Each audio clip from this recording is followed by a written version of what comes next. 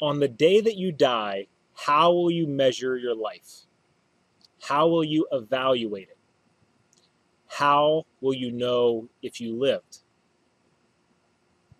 Welcome back to my 6th or 7th day, I don't know what day it is, of my reviews of the Summit of Greatness that happened in Columbus, Ohio last week.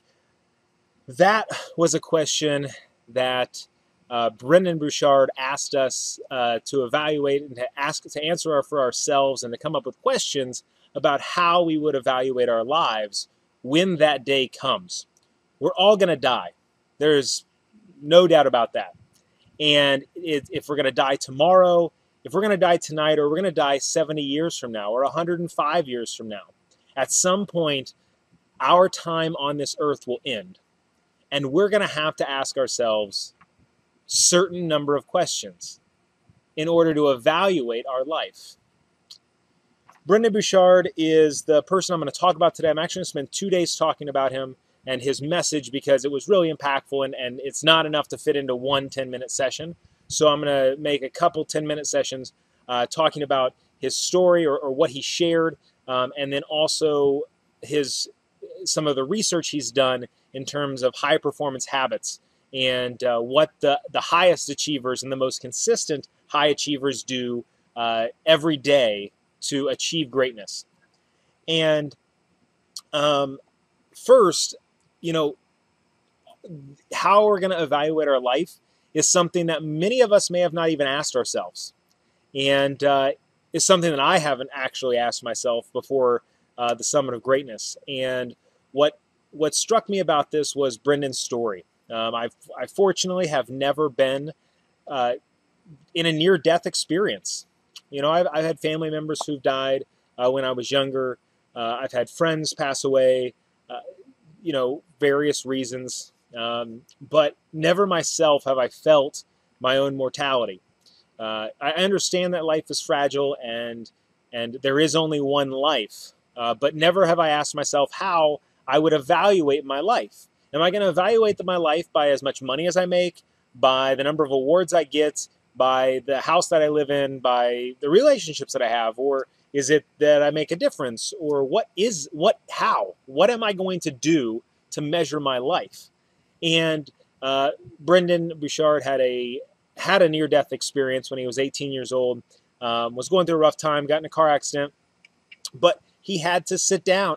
And as he was laying in the Dominican Republic, covered in blood after a car accident, thinking he was going to die, he had to ask himself these questions.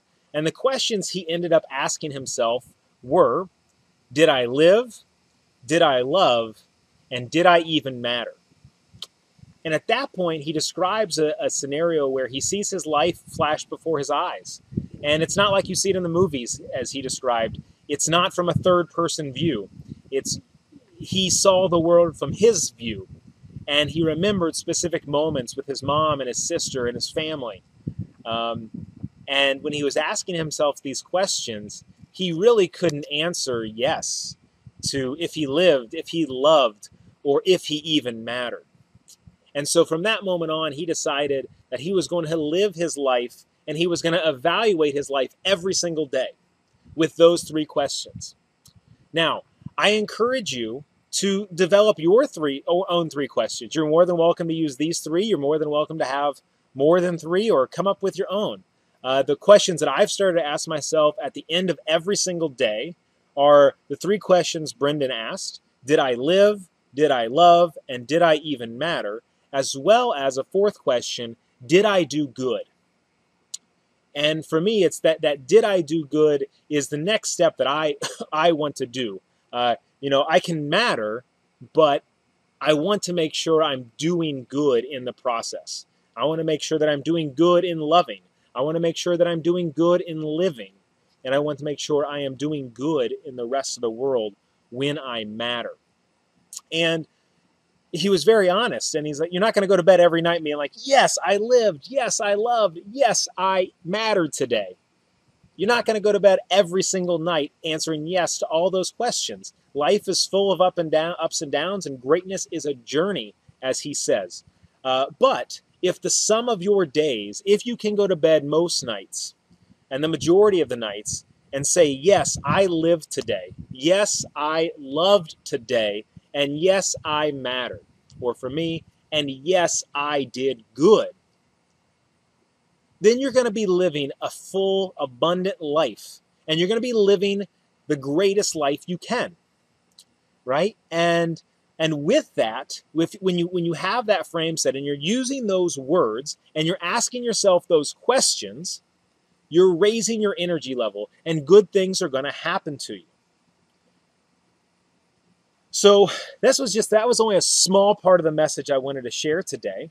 But it is really, I think, critical. And I really do want to challenge each of you that are watching, right? Because we're all achievers. We're all high performers. We all have things that we're known for, people think we're good at. But at the end of the day, are those things going to matter? If we don't live, we don't love, and we don't matter, right? If we don't matter to the world, or we don't matter to the people we interact with every day, was our life worth it? And did we leave the world a better place than when we arrived? So, yeah, that was a little deep for one of my lessons. But a really, really powerful message that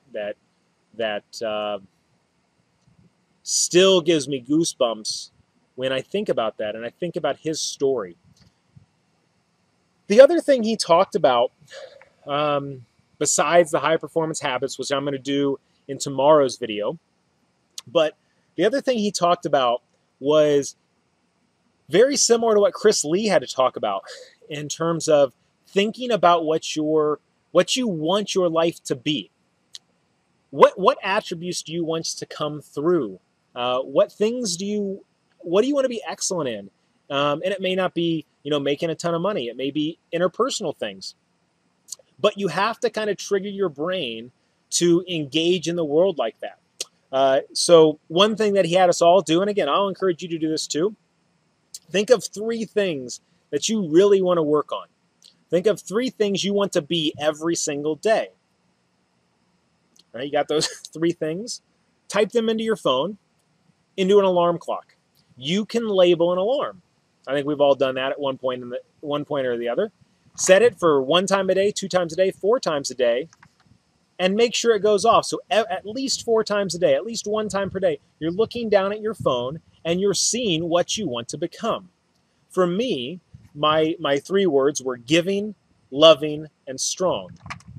I want to be giving, I want to be loving, and I want to be strong. But I have to trigger my behavior. I have to trigger my thoughts with reminders, because too often we get caught up and we're not mindful, and it's really difficult to be mindful 100% of the time. So if we add little triggers in our life to remind us at certain times of the day, and sometimes you may be thinking about it once, sometimes you may be really busy, but the great part about just setting a timer is you'll forget that you set it.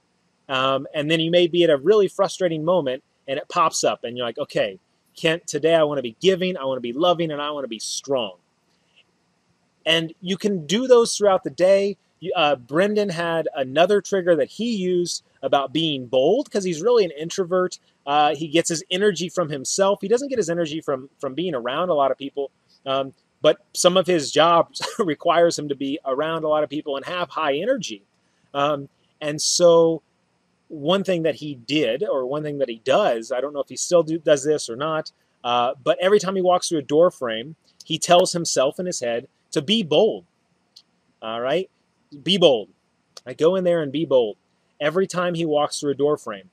So multiple times per day, he's telling himself, either out loud or internally, you probably don't want to go yell, be bold every time you walk into a classroom, or every time you walk into an exam room with one of your patients, but you can tell yourself mentally to be bold and to bring you back to this conscious state of being, so you're not moving through the world as a zombie. But you can set up these triggers with whatever you want. Maybe it's every time, if you're an athletic trainer, it's every time you tape an ankle. Tell yourself whatever that trigger, whatever that change you want to make, or that thing you want to be, tell yourself that, and use the behavior of taping an ankle or the task of taping an ankle, use that as the trigger to stick it in your mind. Take a step back from what's happening, and really, even for a moment, remind yourself of why you're here,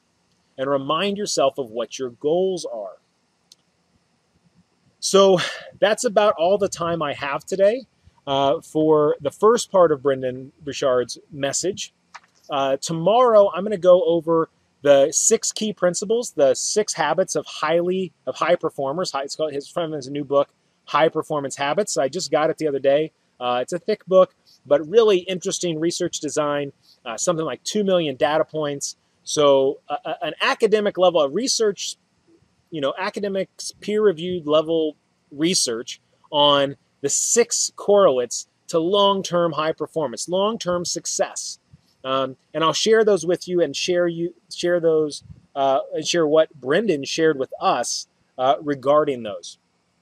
And I was looking at my speakers, and it looks like we're going to have bonus days, because tomorrow is the 7th day. It's the last day of what I intended to do as 1 week. But I still got 2 or 3 speakers and 4 or 5 lessons that I still want to share with you. So hopefully, if you're enjoying these, the next couple ones will be really high energy.